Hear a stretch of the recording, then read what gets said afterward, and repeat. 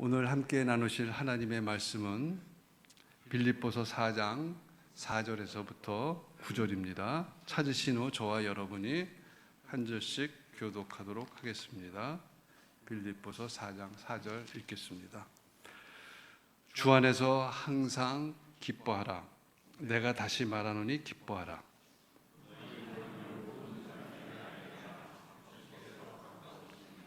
아무것도 염려하지 말고 다만 모든 일에 기도와 간구로 너희 구할 것을 감사함으로 하나님께 아뢰라.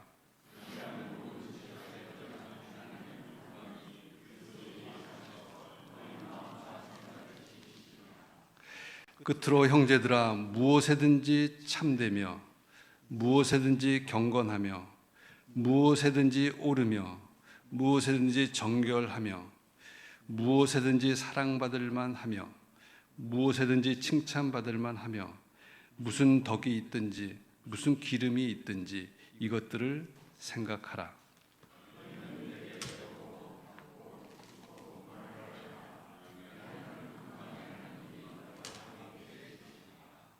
아멘. 김건주 목사님께서 함께 복음으로 5번째로 기쁨이 가득한 공동체라는 제목으로 말씀 전해 주시겠습니다.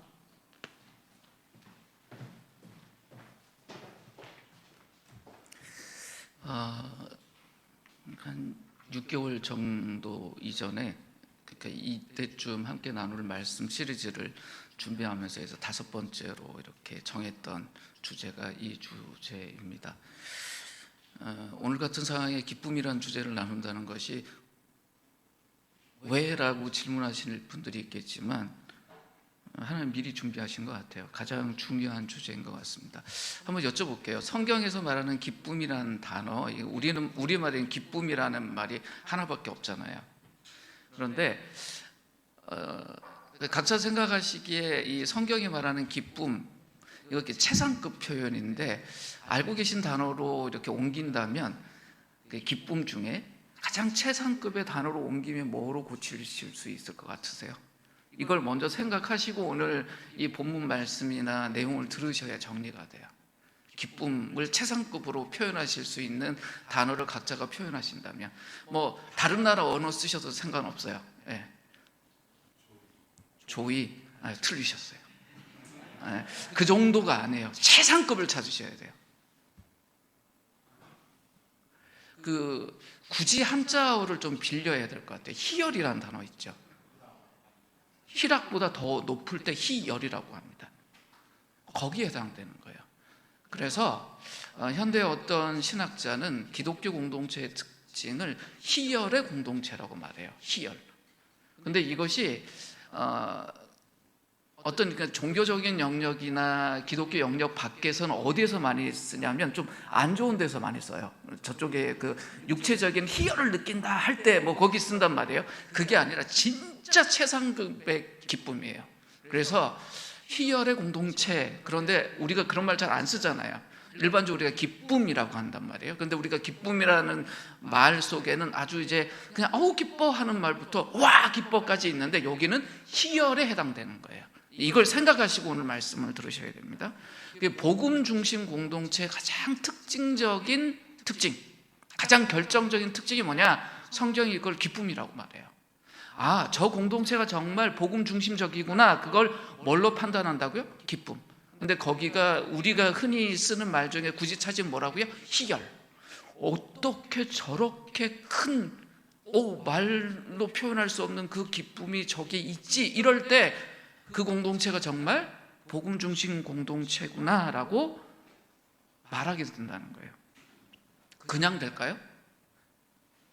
사람이 착하게 살고 그냥 이렇게 수양하면 그렇게 살까요? 개인이 추락으로 노력하면 그럴 수 있을 것도 같다라고 이야기를 하자고요. 근데 개인이 그랬다고 칩시다. 근데 그런 사람들이 한 10명 모였을 때 그 10명이 모여있는 그 공동체가 딴 사람들이 볼 때 우와 저 희열의 공동체구나 말할 수 있을까요? 안 돼요.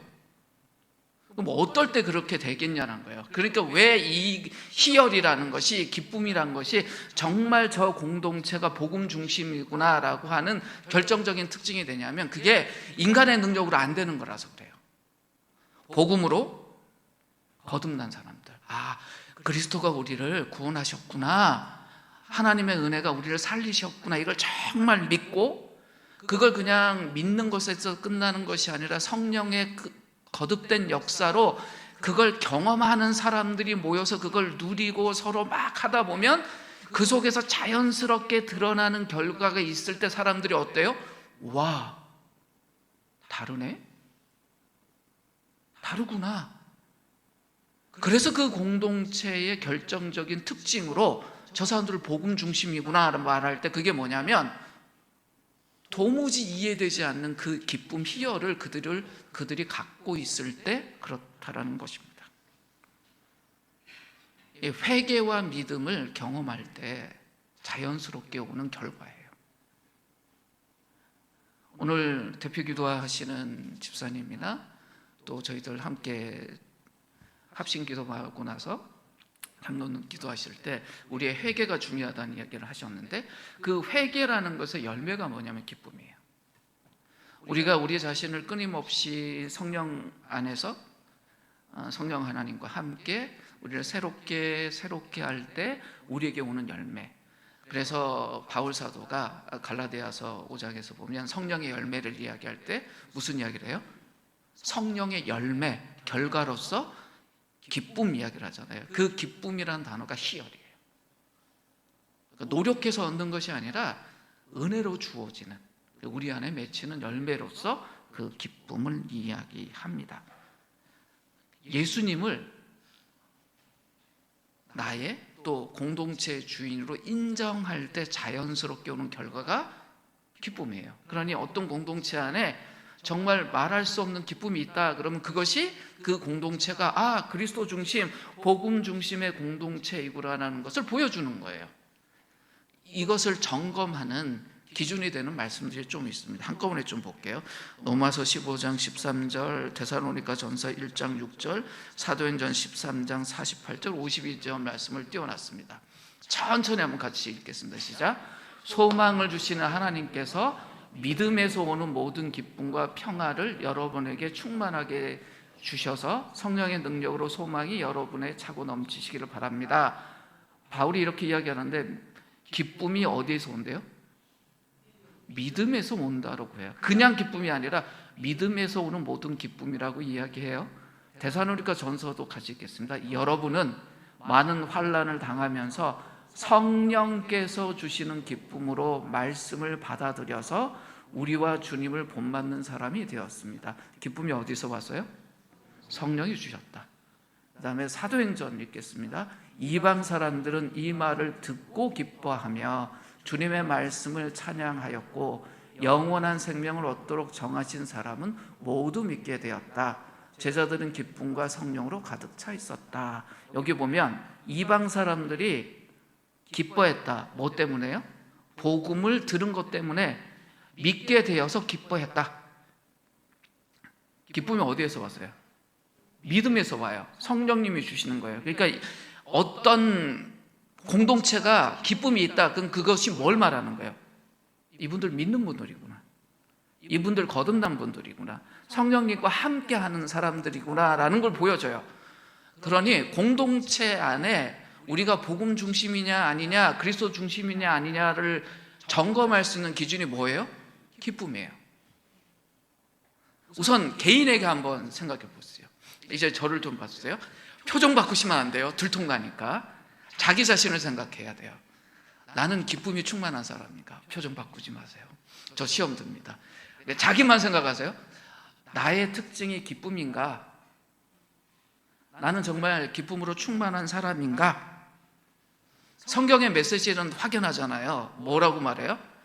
그리스도인이라면 계속해서 눈에 띄게 확연하게 기쁨을 갖고 있는 사람이어야 된다고 말하는데, 그럼 내 개인이 그런가 한번 평가해 보세요.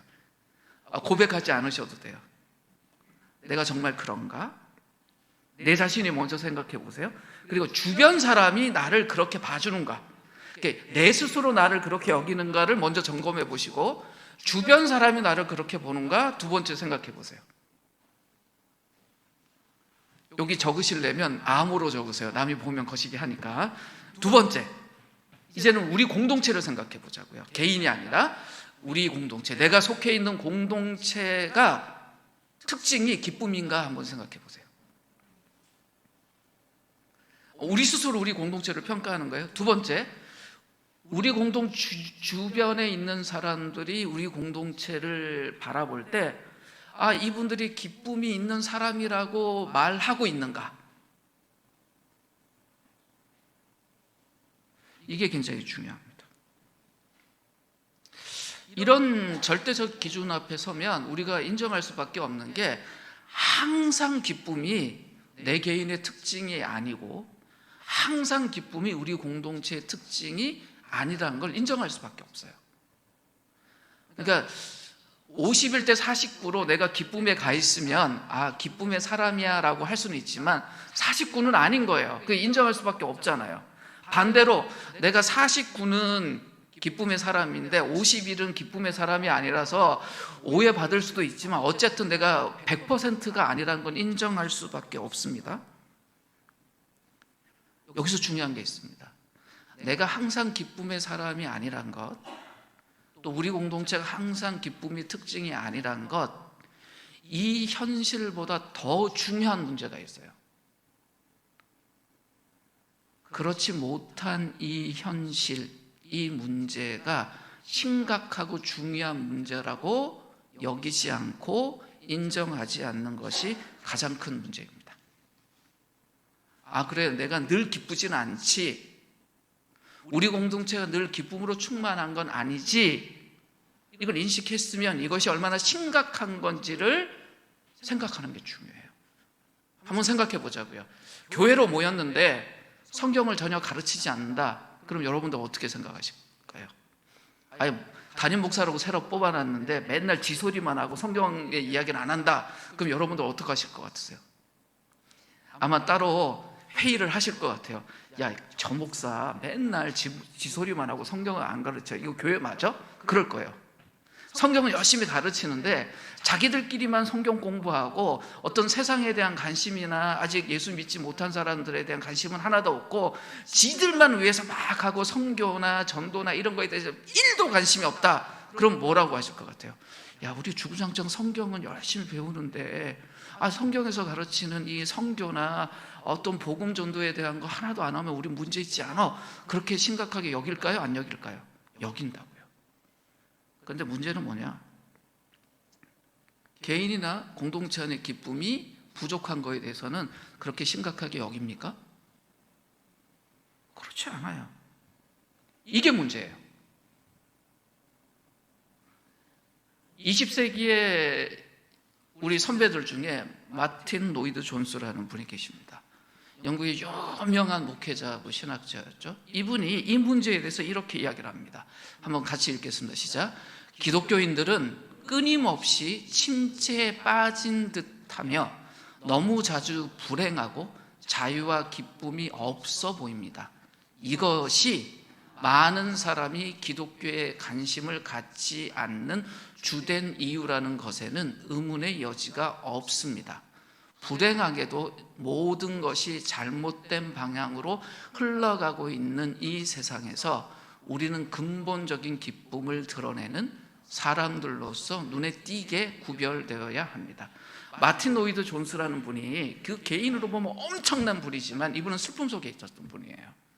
20세기 영국 교회가 어땠습니까? 점점 힘을 잃어가고 영국 사회 안에서도 어때요? 점점 축소돼 가고 있는 속에서 목회하시는 분이에요. 그러니까 목회하면서 마음이 어땠을까요? 이건 아닌데, 잘못 가고 있는데, 이러다가 영국 교회 망하겠는데 라는 마음이 있었잖아요. 근데 그 중심에서 무슨 이야기를 하냐면 이건 우리 문제다. 기독교인이라고 있는데 이 사람들이 이미지가 어떻다는 거예요? 계속 그 문장 띄워주십시오. 끊임없이 침체에 빠졌듯한 것처럼 사람들에게 보인다.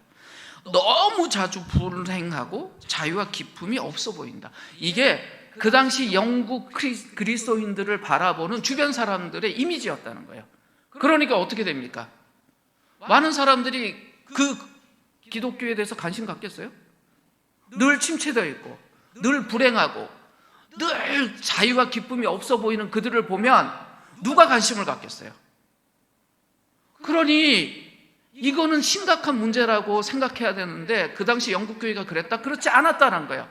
불행하게도 모든 것이 잘못된 방향으로 흘러가고 있다. 그러니 우리 어떻게 해야 된다? 그리스도인들 안에 있는 근본적인 기쁨을 드러내지 않으면 안 된다. 이 말 속에 가장 중요한 핵심이 뭐냐면 그리스도인들은 어떤 사람들이다? 기쁨을 드러내는데 근본적인 기쁨을 드러내는 사람들이란 거예요. 표현이 뭐라 그래요?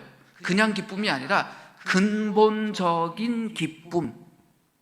우리는 이 마틴 로이드 존스 이분의 말 속에서 그럼 이분이 말하는 근본적인 기쁨이 뭐야?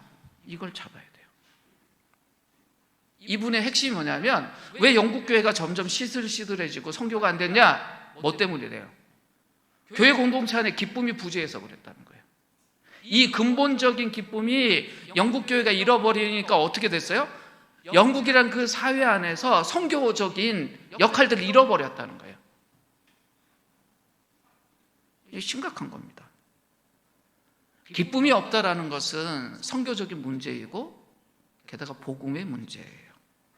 보세요. 하나님의 영광을 드러내는 것이 하나님의 교회가 할 일이에요. 타인들에게 복음을 전하는 것, 그것이 교회가 할 일이에요. 그러려면 그 공동체가 끊임없이 뭘 추구해야 돼요? 기쁨을 추구해야 돼요. 그런데 어떤 기쁨요? 근본적인 기쁨. 우린 그거가 무엇인지 알아야 되고 그걸 실제적으로 어떻게 우리가 할 수 있는지에 대해서 질문해야 됩니다. 지난주에 설교 제목 기억하시는 분은 없을 거예요. 지난주 설교 제목이 사랑으로서 역사하는 믿음이었어요. 내용이 뭐였냐면 우리 안에 사랑이 없는 이유, 부족한 이유는 무엇의 문제였어요? 믿음의 문제였다고요. 그러니까 내가 사랑이 있고 없는 건 내가 습관이 덜 준비되고 미성숙하고의 문제도 있지만 근본적인 문제는 불신앙의 문제였어요. 그럼 기쁨의 문제는 어떨까요? 똑같다는 거예요. 우리가 기쁨이라는 것에 대한 믿음이 부족하면, 이 믿음이 잘못되어 있으면 우리가 기쁨을 실제적으로 누리고 나누고 함께하는 것이 약해진다는 거예요. 그런데 이 기쁨의 문제를 믿음의 문제로 보지 못하면 계속 문제로 남아있어요. 개인에게, 공동체에게 기쁨이 부족하다? 그건 불신앙의 문제입니다. 어떤 불신앙이냐? 예수님이 죽으시고 부활하셔서 우리에게 이루신 일이 있어요. 그게 뭐죠? 구원이죠. 그럼 구원은 구출하다는 거잖아요. 어디에서 우리를 구출하셨습니까? 죄에서, 또요 죽음에서, 그 다음에 죄, 죽음, 그것만이에요? 괴로움, 슬픔. 그래서 우리가 영원한 하나님 나라 가면 우리에게 없을 걸 뭐라 그래요? 거긴 눈물도 없을 것이고 뭐도 없을 것이고 뭐도 없을 것이고 우리 쭉 이야기를 하잖아요. 지난주 어머님 한 분이 이제 하늘나라 가셨습니다. 그때 우리가 함께 위로하면서 무슨 이야기 했습니까? 거기는 고통도 없을 것이고 슬픔도 없으실 거고 우리하고 헤어지는 아쉬움과 슬픔은 있지만 어머님이 지금 하나님 품에 안기셨으니 거기서 어떨 거다? 평안하고 기쁨으로 사실 것이다. 우리가 고백했어요. 그게 진짜 우리의 믿음의 내용인데 이걸 진짜 믿냐고요? 이 불신앙의 문제라는 거예요. 기쁨이 어디에서 와요? 믿음을 통해서 와요. 함께 읽었던 말씀 중에 로마서 15장 13절만 다시 한번 보겠습니다. 읽을까요? 시작. 소망을 주시는 하나님께서 믿음에서 오는 모든 기쁨과 평화를, 이렇게 되어 있어요. 그러니까 우리가 기쁨과 평화를 누리려면 어디에 우리가 있어야 된다고요? 믿음에. 그러니까 믿음에 있지 못하면 우리는 하나님이 주시는 기쁨과 평화를 우리가 누릴 수 있다 없다? 없다라는 이야기예요. 그러니까 뭐의 문제예요? 믿음의 문제예요. 그럼 질문해야 돼요.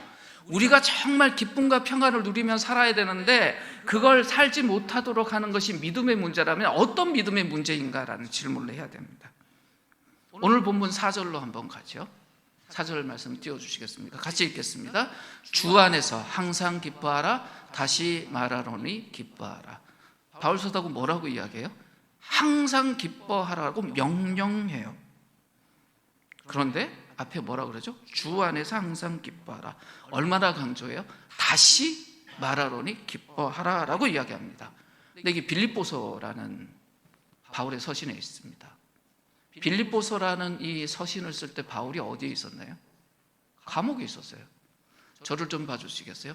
감옥하고 기쁨이 어울려요? 여러분 감옥 가시면 기뻐하실 것 같으세요? 만약에 감옥 가서 기뻐하실 것 같으면 제가 보내드릴게요. 웃지 마세요. 그거하고 기쁨하고 다르잖아요. 이분이 지금 감옥에 있어요. 감옥에서 무슨 이야기 하냐? 정말 기쁨하고 가장 먼 거리에 있는 그 상황 속에서 기쁨에 관한 이야기를 해요. 우리 이 맥락 안에서 이 말씀을 읽어야 됩니다. 감옥에 갇혀 있는 상황임에도 기쁨을 외쳤다? 바울이 미쳤습니까? 아니 우리 중에 누군가 감옥에 들어갔는데 막 기쁘다라고 이야기하고 나도 기쁘니까 너도 기뻐해라 이렇게 이야기하면 우리 어떻게 반응할까요? 어떡해요? 우리 중보기도 합시다. 그 뒤에 감옥에 가더니 미쳤나 봐요. 어떡해요? 이제는 정신줄 났나 봐요. 이렇게 반응하지 않을까요? 보통의 사람이 그런다면? 그것도 억울하게 감옥에 갇혔다고 합시다. 뭔가 뭐 정치범이고 사상범이라서 갇혔으면 뭐 명예라도 있으니 나 괜찮습니다 여러분 이러는 건데, 그게 아니라 억울하게 옥에 갇힌 사람이 나 기뻐요 여러분도 기뻐하세요 그렇게 편지 쓰면서 다시 말하니까 기뻐하세요 그러면 우리 정신줄 났다 그럴 거예요. 바울이 왜 이렇게 이야기할 수 있었을까요? 바울 속에 뭐가 있어서? 하나님에 대한 확신이 있어서 그런 거예요.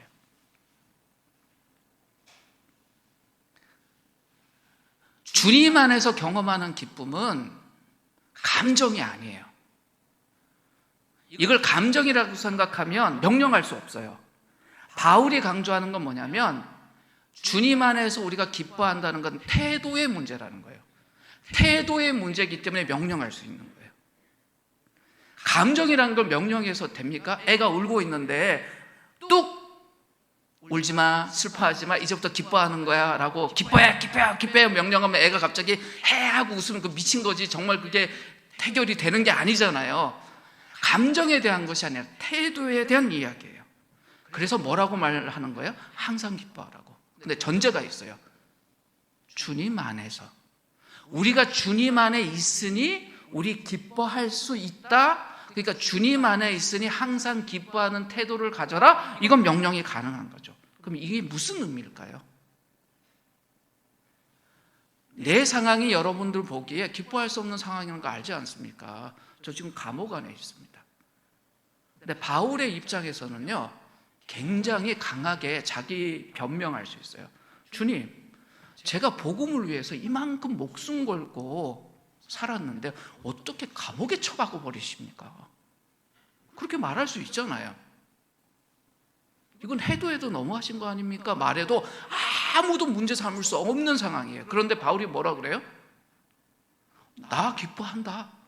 그러니 너네 공동체도 내가 경험하고 있는 이 기쁨에 함께 동참해라. 나 주님 안에서 지금 뭐하고 있다? 기뻐하고 있다. 그러니까 너네도 함께 기뻐하자라고 초청을 해요. 이게 감정의 문제입니까? 아니에요. 태도의 문제예요. 신앙의 문제예요. 뭐예요? 상황에 대해서 저항하는 거예요. 도무지 내가 지금 기뻐할 수 없는 상황이지만 나는 기뻐합니다. 왜요? 주 안에 있으니. 이게 무슨 말입니까? 상황이 나를 이끌고 가느냐, 주님이 나를 이끌고 가느냐의 문제예요. 우리는요, 좋지 못한 상황을 만나면 기뻐할 수 없어요. 내 감정이 무너져요. 그러니까 좋지 못한 상황을 만났을 때 내 감정이 무너진 건 굉장히 인간적인 거고 정상적인 거예요. 내가 기대하지 않았던 상황을 만났을 때 내 감정이 흔들리는 거, 그거 재수롭게 여기지 마십시오. 우리가 그런 존재예요. 지하철에 서 있는데 누가 내 발을 꽉 밟았어요. 그 발이 아파요. 그런데 기뻐요 해요? 그 이상한 거예요. 통증을 못 느끼는 거. 그거 잘못된 거예요. 기분 나쁘죠. 짜증나죠. 근데 밟은 사람이 사과도 안 하고 찌 쳐다보고 이러고 가면 더 화나죠. 그 이야기가 아니에요.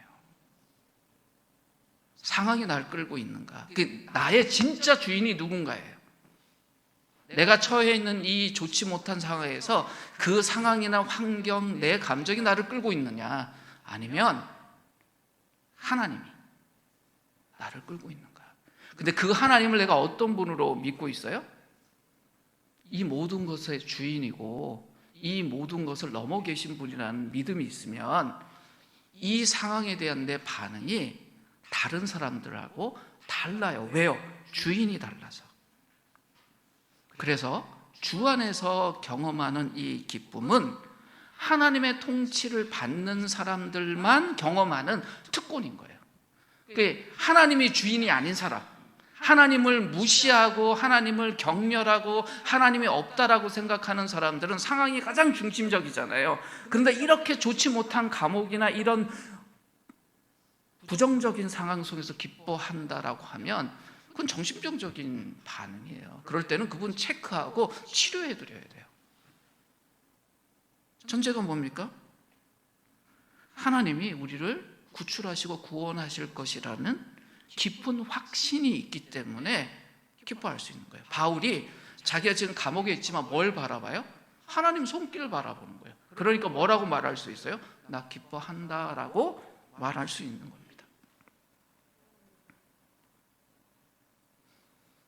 이 기쁨을 바울이 누리니까 자기 공동체에 있는 사람들에게 그 기쁨을 전달하고 전염시킬 수 있었던 겁니다. 보세요. 빌립보에 있는 그 공동체가 가장 핵심적인 멤버가 감옥에 갇혀 있고 이들도 핍박받고 있는데 이들이 기쁨으로 또 기쁨의 가장 최상급 표현은 희열로 가득해 있다. 그럼 빌립보 사람들이 그 빌립보에 있는 이 기독교 공동체를 볼 때 어떤 느낌이 들었을까요? 얘들 뭐야? 왜 일반적이지 않아? 어떻게 이렇게 달라? 리더가 지금 감옥에 가 있고 자기들도 형편이 이렇게 안 좋은데 어떻게 이렇게 얘네들은 기쁜 정도가 아니라 희열을 갖고 있지? 이렇게 세상과 다른 모습을 보이는, 그러니까 대조적인 모습을 보이잖아요. 그래서 선교 공동체라는 말의 가장 일상적인 표현이 뭐냐면 대조 공동체예요. 빛을 비춘다는 뜻이 아니라 세상과 다른 반응을 보인다는 거예요. 예수님이 산상수훈에서 보면 빛을 이렇게 보면 이렇게 바닥에다 두지 않고 위에 보이게 해서 사람들에게 이렇게 너희들의 그 착한 행실을 보여라라고 말씀하셨잖아요. 그때 말하신 의미가 대조 공동체예요. 어떤 상황에 있을 때 전혀 다른 반응과 태도를 갖고 있는 공동체가 되라. 그러면 그것이 선교적인 공동체가 된다. 그게 예수님의 이야기예요. 이게 쉬운 일일까요? 상황에 저항하는 기쁨을 갖는 것이 쉽습니까? 어려워요. 어려운 정도가 아니라 불가능한 일입니다. 그런데 바울은 그걸 명령하고 있어요. 그러면서 오늘 본문 6절에 보면 이런 이야기를 합니다. 이걸 이룰 수 있는 비결을 이야기해요. 같이 읽을까요? 아무것도 염려하지 말고 모든 일을 오직 기도와 간구로 하고 여러분이 바라는 것을 감사하는 마음으로 하나님께 아뢰십시오. 무슨 말입니까? 우리는 무엇이든지 염려할 수밖에 없는 존재라는 거예요. 모든 일에 대해서 우리가 늘 어떻다는 거예요? 염려하고 걱정한다는 거예요. 근데 염려와 걱정이 있으면 기쁨이 함께 있지 못해요. 그러니까 우리는 늘 어떤 존재예요? 상황에 따라서 염려하고 불안해하는 존재라는 거예요. 근데 그 인정하라는 거예요. 근데 거기서 벗어날 수 있는 방법은 딱 하나다. 하나님께 기도하는 것. 그럼 기도라는 것이 뭘까요? 맡긴다라는 거예요. 내가 벗어날 수 없는 영역에 있을 때 거기서 벗어나는 건 나를 거기서 구출해 놓을 수 있는 나보다 훨씬 강한 존재에게 나를 맡기는 것밖에 없잖아요. 그러니까 아이들이 늘 어때요? 자기가 뭘 하다가 안 되면 엄마, 아빠 구출해줘. 그리고는 지는 편안해요. 그런데 엄마, 아빠는 그걸 해결하려고 막 동분서주하는데 맡기고 나면 편안해요. 그 이야기하는 겁니다. 기도가 뭡니까? 우리의 짐을 하나님께 올려드리는 거잖아요. 그 말은 뭐냐면 내가 해결할 수 없다라는 걸 인정하는 거예요. 우리가 불안한 상황을 만나면 우리가 처음 하는 행동이 뭔가요? 내가 스스로 그걸 해결해 보려고 애쓰는 거예요. 근데 열심히 애쓰다 보면 실패하면 더 깊은 염려와 불안에 빠지잖아요. 근데 바울이 뭐라고 이야기해요? 그러지 마라. 하나님께 뭐 해라? 기도해라 라고 이야기합니다. 이것이 왜 중요하냐? 기도라는 것이 핵심이 무엇이냐? 내가 가지고 있는 것들을 죽이는 작업이에요. 오늘 바울이 그런 이야기 안 하잖아요. 우리가 주 안에 있는 사람이다. 그럼 주 안에 있다라는 게 뭐예요? 내가 만나는 상황을 내가 익숙하게 가지고 있던 관점이나 태도로 반응한다는 것이 아니라 하나님의 관점에서 반응한다는 거예요. 우리가 그리스도인이 됐습니다. 그리스도인이 되면 우리가 어때요? 이제는 내 세상 사람하고 달리 내 자신에 대해서도 생각해야 되고 주변 사람에 대해서 생각해야 되고 내가 만나는 사건에 대해서도 생각해야지라고 생각해요. 좋단 말이에요. 근데 중요한 건 뭐냐면 이걸 어떻게 계속 유지하느냐의 문제예요. 내가 그리스도인이 됐어요. 근데 그리스도인답게 살려면 이것이 흔들리면 안 되잖아요. 근데 이걸 계속 유지하는 방법이 뭡니까? 그게 기도예요. 기도가 없으면 이 관점은 유지하지 못하고 늘 흔들려요. 기도가 멈추면 염려가 시작되고요. 기도가 시작되면 염려가 멈춰요. 그래서 바울이 뭐라고 말합니까? 염려를 중단하고 항상 기뻐할 수 있는 비결은 바라는 것을 감사한 마음으로 하나님께 아뢰는 것이다 라고 이야기를 합니다. 핵심이 뭐냐라는 거예요. 기도하는 거예요. 오늘 본문 7절과 9절을 한번 같이 읽으려고 하는데요. 7절 시작이 뭐예요? 그리하면. 그러니까 오늘 찬양도 그리하면 빼고 찬양했잖아요. 모든 지각에 이렇게 시작했잖아요. 저 음치예요. 뭐라 그러지 마세요. 모든 지각에 뛰어난. 그런데 그 앞에 뭐가 있어요? 그리하면. 그리하면이 뭐였어요? 6절 말씀이죠. 6절에 뭐 하라고 그랬어요? 기도하라고 그랬어요. 하나님께 맡기라, 기도해라, 아뢰라. 이게 전제되어 있는 거예요. 그러면 어떻게 된다고요? 하나님의 평강이 우리와 함께한다. 9절에도 무슨 말을 합니까? 그리하면이라고 하죠. 전제되어 있는 게 있어요. 그냥 되는 것이 아니라 빌립보서에서 강조하고 있는 두 표현이 뭐냐? 그리하면. 이건 약속입니다. 하나님이 우리에게 기쁨을 주시겠다라고 한 건 약속이에요. 우리 문제예요? 하나님 문제예요? 하나님 문제예요. 보세요. 우리가 기도하면 하나님이 우리에게 평강을 주시겠다, 기쁨을 주시겠다. 이건 하나님의 약속이에요. 그죠? 그러면 우리가 기도하면 하나님 움직이실 거예요. 근데 하나님 우리에 대해서 뭘 바꾸실지가 이 본문에 드러나 있어요. 본문 계속 띄워주세요. 여기에 상황이나 환경에 대한 표현이 있는지 보십시오. 바울이나 바울의 공동체가 처해 있는 상황을 바꾸시는 것들에 대한 이야기가 있습니까? 없습니까? 없어요. 이 7절과 9절에 보면 평강의 하나님이 우리와 함께 하시고 우리 마음과 생각을 지키신다고만 표현되어 있지 상황이나 사건이나 환경을 바꾼다는 이야기가 있어요? 없어요? 없어요. 왜 그럴까요? 우리가 처해 있는 상황과 환경에 관심이 없으셔서? 아니에요. 우리가 처해 있는 상황과 환경보다 하나님이 관심을 갖고 계신 우리 자신이에요. 보세요. 상황이 나를 이끌고 있는데 그 상황이 나보다 작을 때는 나인데 영향을 줍니까? 안 줍니까? 안 줘요. 우리가 올림픽에 나간 역도 선수라고 하자고요. 제가 평소에 100kg를 들었어요. 100kg가 아니라 150kg를 들었어요. 그럼 100kg 드는 거 어려울까요? 쉬울까요? 쉽죠? 100kg 들었어요? 그럼 금메달 딸 것 같았는데 옆에 있는 애가 120을 들었네요. 그럼 저 어떻게 해야 됩니까? 121을 들어야 되잖아요. 그럼 121을 들었어요. 근데 저 친구가 갑자기 150을 들었네요. 그럼 저는 어떻게 해야 됩니까? 151을 들어야 되잖아요. 근데 나 평생 151을 든 적이 없어요. 그럼 어떻게 됩니까?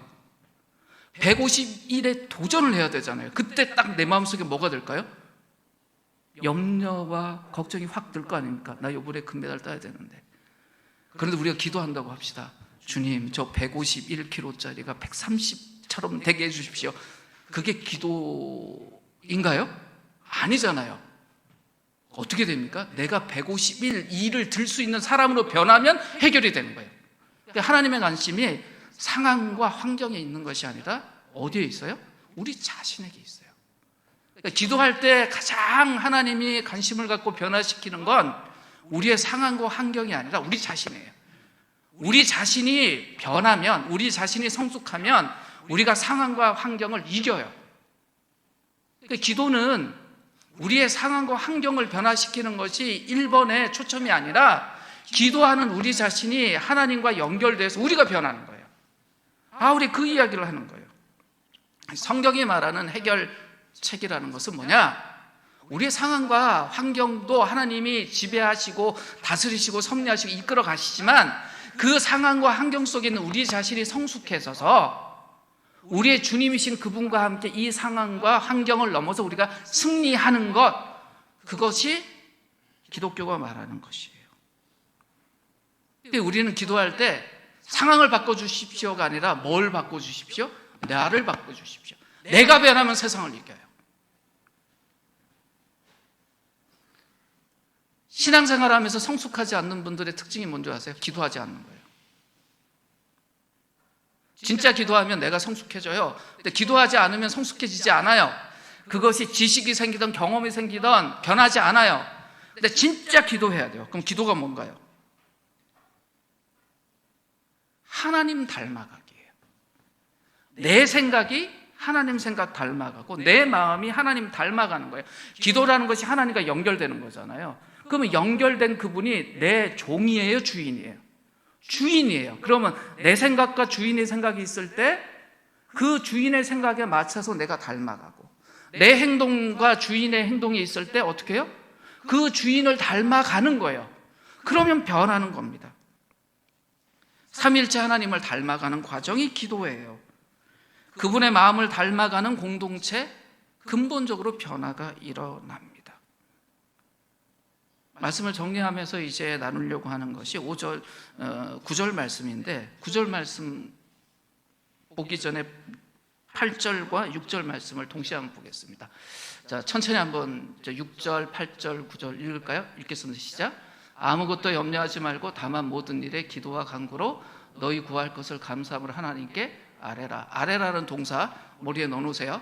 그 다음에 8절 같이 읽겠습니다. 끝으로 형제들아, 무엇이든지 참되며 무엇이든지 경건하며 무엇이든지 오르며 무엇이든지 정결하며 무엇이든지 사랑받을 만하며 무엇이든지 칭찬받을 만하며 무슨 덕이 있든지 무슨 기름이 있든지 이것들을 뭐하라? 생각하라. 생각하라 머리에 넣으세요. 그 다음에 9절 같이 읽겠습니다. 시작. 너희는 내게 배우고 받고 듣고 본 바를 행하라.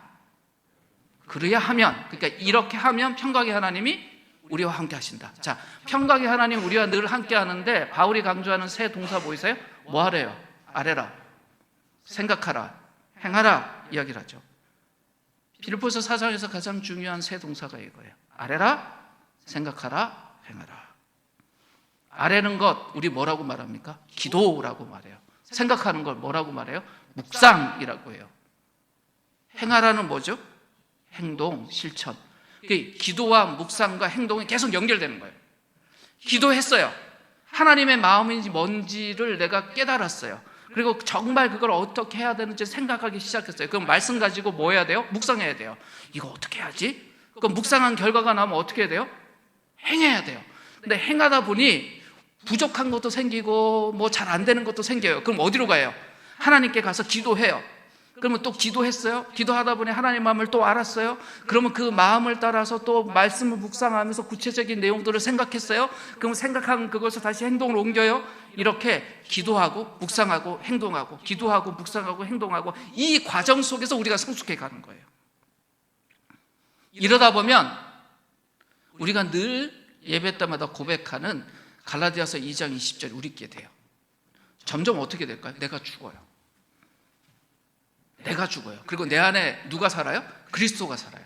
그러니까 원래의 내 모습이 아니라 예수의 모습이 나에게 나타나는 거예요. 생각도 마음도 행동도 습관이 점점 예수 닮아가는 거예요. 이 작업을 안 하면 교회 30년, 40년, 50년 닮아봐야 어때요? 똑같아요. 우리 송도사님 오랜만에 오셨는데 저 조각가시잖아요. 돌을 그대로 돌면 돌이에요. 그런데 저 권사님 손에 딱 조각칼로 타다다닥 하면 어떻게 작품으로 변해요. 그 딱딱한 돌이요, 권사님 손만 만들면 얼마나 아름답고 부드럽고 따뜻한 따뜻한 작품이 되는지 몰라요. 가족을 주제로 많이 작업을 하시거든요. 그런데 권사님 작품의 특징이 뭐냐면 그 딱딱하고 정말 정감 하나도 없는 그 돌덩이가 얼마나 따뜻하고, 참 이렇게 말하면 정말 슬픈데 보통의 이 진짜 살아있는 사람보다 더 따뜻한 온기를 가진 그런 작품으로 우리에게 다가온단 말이에요. 무엇이 있어서요? 조각칼이 있어서 그랬어요. 생명 없는 돌도요, 그렇게 조각칼에 자기가 죽어갈 때 그 속에 생명이 드러나요. 우리도 마찬가지예요. 하나님 앞에 기도하고 말씀을 매일 묵상하면서 우리의 생각을 교정하고, 또 우리가 실천하면서 거기서 실패하고 도전하고 깨지면서 다시 기도하고 묵상하고, 이 작업이 있어야만 어때요? 우리가 변해요. 우리가 기도 머신이 아니잖아요. 그럼 기도하다 보면 때로 잘못된 기도도 할 때 있어요. 근데 이걸 계속 반복하다 보면 나 이 기도 잘못했구나, 내가 하나님의 뜻에 따라서 내가 살겠다라고 강구한 것이 아니라 내 뜻을 하나님께 강요한 것이구나. 그럼 언제 알아요? 기도해봐야 알아요. 그러니까 기도해보고 응답이 안 된다고 말씀 보다 보니까 이렇게 기도하면 안 되는 거구나. 그럼 다시 기도하는 것도 행하면서 이렇게 하니까 이 기도가 맞구나. 그렇게 변화가는 건데, 그렇지 않으면 맨날 뭐만 해요? 자판기 버튼 누르듯이 하나님 이거 들어주세요, 이거 들어주세요, 내 뜻만 구하다 끝나는 거예요. 근데 진짜 기도하고 진짜 말씀을 받아들이고 실천하고, 그것이 온전하게 행해지지 않더라도 끊임없이 이 과정이 계속되다 보면 내가 내 집착, 내 뜻, 내 생각에서 점점점 한 걸음씩 벗어나서 하나님의 뜻, 하나님의 마음, 하나님의 행동을 닮아가요. 그래서 표현을 뭐라고 써요? 닮아간다고요. 한 번에 국적 바뀌듯이 슉 바뀌는 게 아니라 조금씩 조금씩 조금씩 조금씩 닮아가는 겁니다. 이 작업이 우리에게 필요합니다. 마지막으로, 기도하면 평화를 주신다고 하셨는데, 근데 왜 우리 안에는 이 평화가, 이 기쁨이 부족할까요? 우리 안에 장애물이 있어서 그렇습니다. 특별히 우리가 21세기 현대사회를 살잖아요. 우리가 이 현대라는 맥락 안에서 우리가 신앙생활을 하잖아요. 특별히 우리 한국은 정말 세계 10위권 안에 있는 선진국이니 이 세상에 있는 문화가 고스란히 있는 맥락 속에 있잖아요. 이 세상 문화의 특징이 뭡니까? 개인이에요. 개인. 나예요, 나. 교회 공동체 안에서도 중요한 게 뭐예요? 나예요. 그럼 나를 나타나는 가장 큰 게 뭐냐면 감정이에요. 내가 오늘 내게 좋으면 좋은 거예요. 교회 공동체의 반응에 대해서 어떤 반응이 많냐면, 21세기가 그거 옳고 해야 되는 일인 건 맞는데요, 근데 제게는 그렇게 좋은 일 같지는 않네요, 이렇게 반응하는 거예요. 기준이 하나님입니까? 자기 자신입니까? 자기 자신이에요. 초대기 교회의 기쁨은 공동체 중심이었습니다. 그런데 현대 교회의 기쁨의 중심은 개인이에요. 그러니까 사실이 중심이 아니라 개인의 취향, 개인의 감정, 그것이 더 집중됩니다. 그러니 진짜 믿음, 진짜 기쁨, 진짜 변화가 보일까요? 아니에요. 제 말씀을 마무리하겠습니다. 신학이 성숙해진다는 게 뭘까요, 그럼?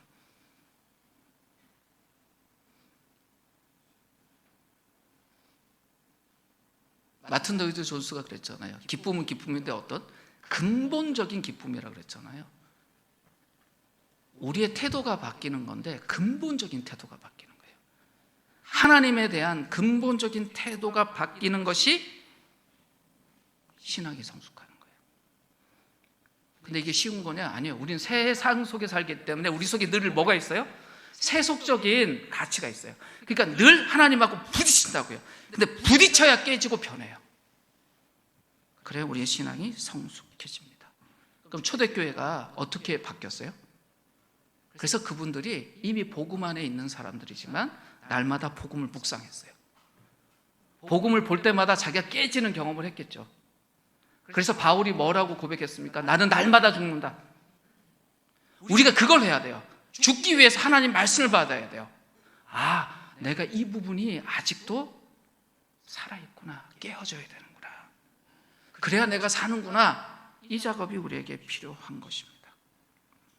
그럴 때 우리의 공동체가 희열을 경험하게 되고, 그것이 넘쳐나서 초대교회가 자연스럽게 주변 사람들에게 그 놀라운 기쁨을 전달하면서 하루에 수천 명이 세례받고 돌아오는 역사가 일어났던 것처럼 변화됩니다. 개인도 공동체도 또 전 세계도 지금 위기 가운데 있습니다. 눈을 꼭 감았다가 다시 떠도 위기 가운데 있어요. 상황이 좋지 않아요. 아무리 아니라고 우겨도 상황이 좋지 않아요. 근데 그 상황에 대한 태도, 뭘로 결정할 거냐는 거예요. 믿음으로 결정할 것이냐, 아니면 내 상황으로 결정할 것이냐, 그것이 근본적인 거예요. 이건 믿음의 문제예요. 그러려면 우리가 어떻게 됩니까? 세 가지 단어 기억하십시오.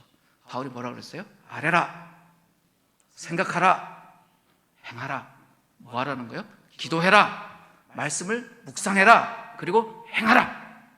이 세 가지가 끊임없이 내 속에서 반복돼야 됩니다. 이것이 핵심입니다. 그럼 어떻게 될까요? 공동체가 모일 때마다 서로에게 우리 함께 기도합시다. 기도하자는 건 우리의 문제를 인정하자는 거예요. 기도할 이유가 있다는 걸 인정하는 거예요. 우리가 부족하고 채워야 되고 변화돼야 된다는 걸 인정한다는 거예요. 그리고 어떻게 해요? 함께 말씀을 바라봅시다 하는 건 뭐예요? 우리 속에 하나님이 일하실 걸 함께 바라봅시다는 거예요. 그리고 행합시다라는 건, 부족하더라도 하나님이 우리를 동역자로 부르셨으니 우리가 행합시다, 우리가 유일한 세상의 희망입니다, 이걸 서로 나눈 거예요. 그러니까 초대교회는 그렇게 살았어요. 부족해도. 그래서 세상을 바꿨어요. 그럼 21세기의 현대교회가, 이 한빛 공동체가 해야 되는 일이 뭘까요? 아뢰고 생각하고 행하는 거예요. 그러려면 개인이 또 함께 뭐 해야 됩니까? 서로 격려해야 돼요. 상황에 매몰돼서가 아니라 그 상황을 넘어서기 위해서 하나님 바라보고, 그게 기쁨이에요. 감정의 문제가 아니에요. 태도의 문제예요. 이 시간 우리 자신을 또 공동체를 바라보면서 이 삶의 어려움 안에서 우리가 근본적인 기쁨, 하나님이 세상을 버리셨습니까? 여쭤볼게요. 하나님이 세상을 버리셨어요? 아니요. 12월 우리가 뭘 기념하는 계절이죠? 그리스도의 오심을, 그분 죽으러 오셨잖아요. 세상을 이처럼 사랑하사 구원하시기 위해서 하나님이 오셔서 자기 스스로 죽으셨어요. 그걸 믿는 게 우리 믿음이잖아요. 그럼 그 믿음 가지고 이 상황 앞에서 우리가 근본적인 기쁨을 드러내야 되지 않겠습니까? 이 땅을 버리지 않으셨습니다. 우리를 버리지 않으셨습니다. 사랑해서 구출하시고 구원하셨습니다. 그분 붙들고 그것 가지고 우리가 근본적인 기쁨을 드러낼 수 있을 때 이 어려운 상황 속에서 우리가 희망이 됩니다. 우리가 생명이 됩니다.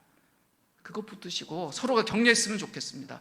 우리가 그런 근본적인 기쁨을 붙들고 있는 공동체다. 우리가 서로 그 말로 격려하고 이 세상에 그 기쁨을 드러낼 수 있었으면 합니다. 이 시간 함께 기도할 때 우리 자신을 다독이면서 기도했으면 좋겠습니다.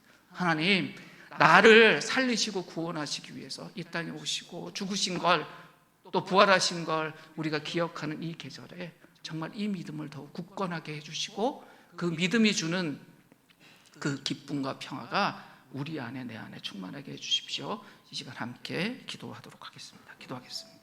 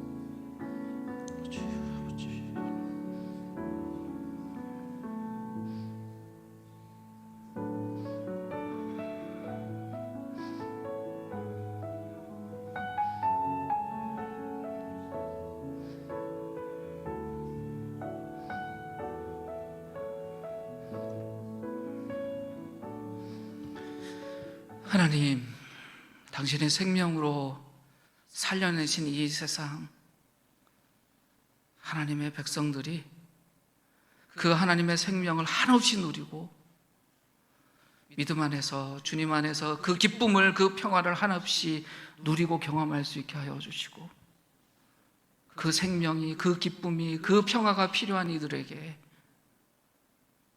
증언하고 증거하고 전달하고 전염시키며 살아갈 수 있도록 우리 안에 능력을 주시고 용기를 주시고 믿음을 허락하여 주시옵소서. 우리 개인이, 우리 공동체가 정말 이 땅을 새롭게 하는 하나님의 사람들로 굳건히 설 수 있게 우리를 인도하여 주시고 서로가 격려하고 위로하며 믿음의 길을 걸어갈 수 있게 하여 주시옵소서. 예수님의 이름으로 기도드립니다.